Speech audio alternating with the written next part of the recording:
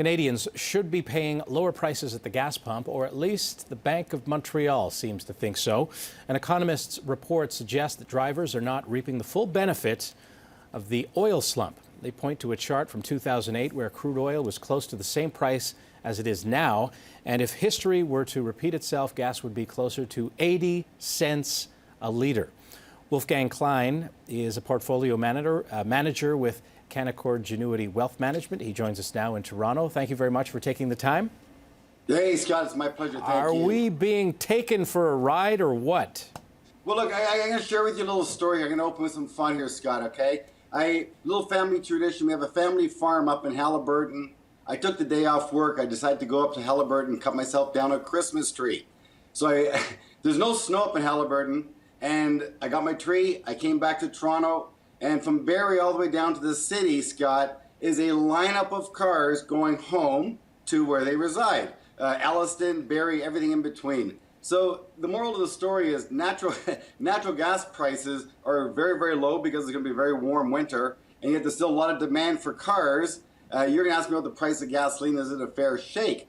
And I'm going to say to you, it's a good shake in that we reside here in Canada with a very, very weak Canadian dollar.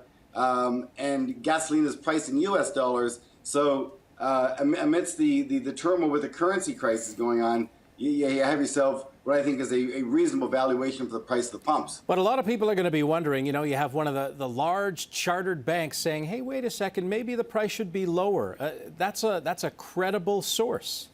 Well, no doubt it is. I'm going to say to you, look, crude goes in these massive cycles. They're called secular bull markets and secular bear markets. And right now we're in a secular bear market. The price of crude went from $10 a barrel to $150 a barrel in the last bull market. And yet the price of the pumps did not go up 1,500%. It may have gone from 60 cents to $1.30 a liter. So it may be doubled or slightly better than that, but it didn't go up 1,500%.